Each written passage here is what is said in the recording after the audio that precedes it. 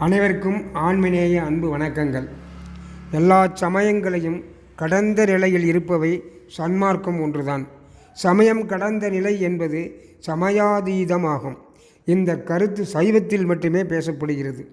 உலகில் வேறெந்த சமயங்களிலும் இந்த கருத்து பேசப்படுவதில்லை.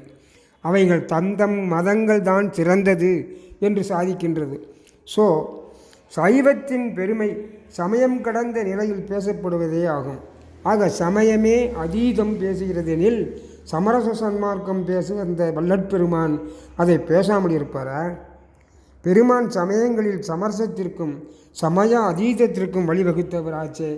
நம் பெருமான் தான் சமயம் கடந்த தனிப்பொருள் வெளியனும் அமையும் திருச்சபை அருட்பெரும் ஜோதி என சைவத்தில் சிற்றபையையும் சன்மார்க்கத்தில் திருச்சபையும் பேசினார். ஆக திருச்சபையை பொதுவாக்கி தந்த